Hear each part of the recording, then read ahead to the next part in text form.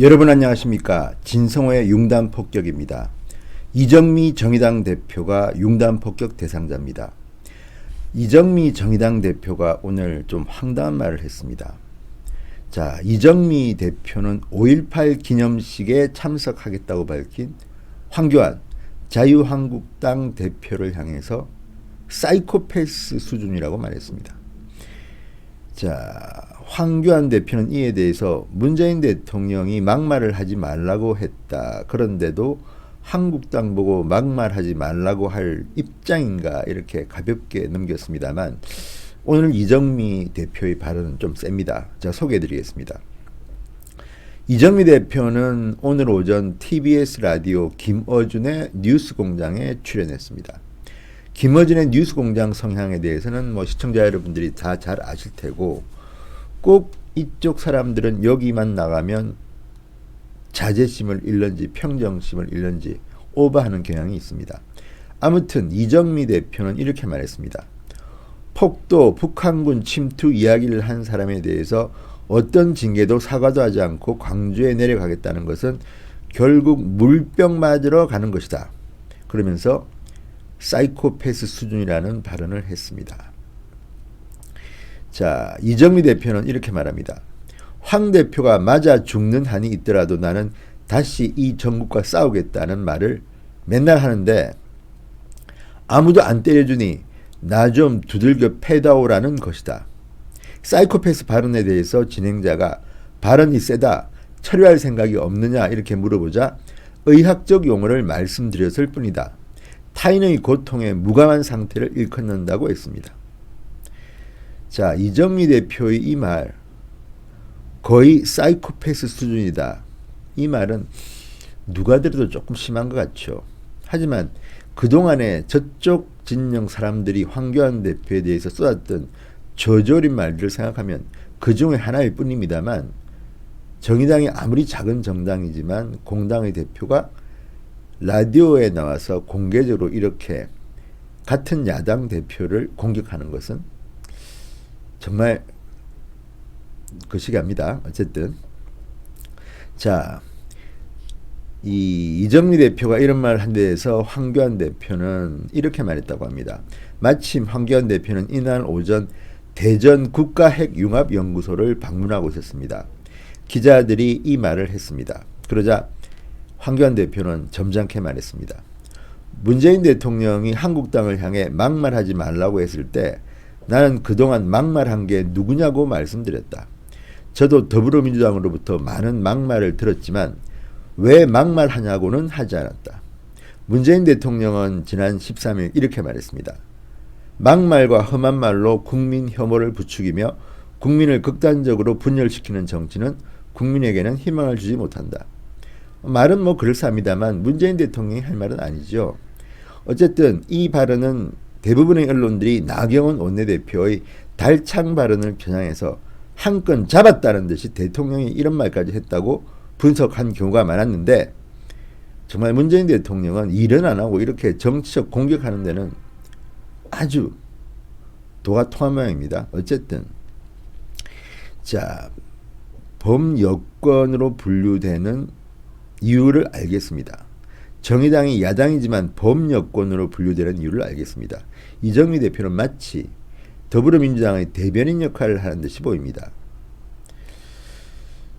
황교안 대표는 또 이런 말도 했습니다. 대전 지역 기자간담회에서 5.18 민주화운동 기념식 참석 문제는 이번 정부의 국가본처에서 오라고 초청한 것이다. 이렇게 짧게 말했습니다. 그러니까 저는 황교안 대표의 지금 스탠스가 나쁘지 않다고 봅니다.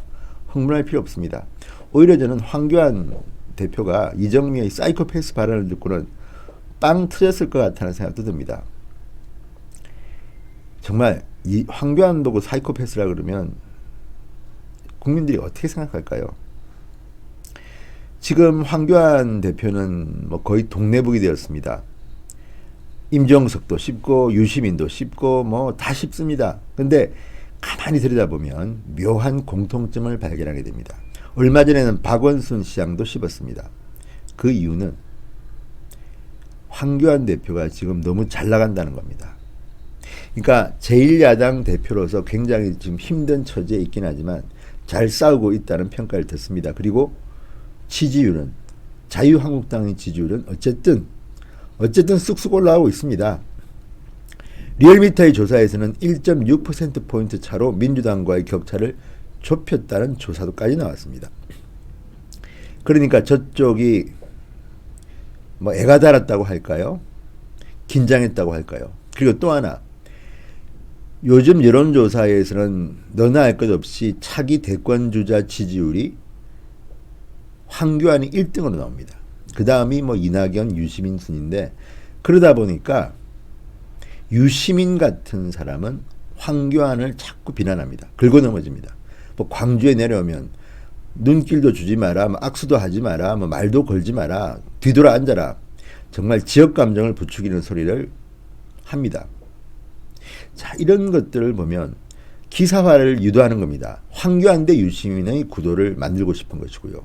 임종석도 뭐 공안검사 이야기하면서 계속 황교안을 씹는 것을 보면 황교안과 임종석이 경쟁한다는 인상을 주고 싶은 겁니다. 그러자 뒤늦게 박원순 서울시장도 내가 경기고등학교 선배인데 하면서 또 황교안을 거론합니다. 전부 다 황교안과 엮이고 싶어 합니다. 어떻게 보면 이거는 문재인 대통령에게 이렇게 열심히 싸우고 있어요, 이거를 과시하는 것으로 평가할 수도 있습니다. 그렇지만 냉정하게 보면 이 사람들의 공통점은 차기 대권에 관심이 있는 자들입니다. 그리고 유시민은 최근에 고백을 했습니다.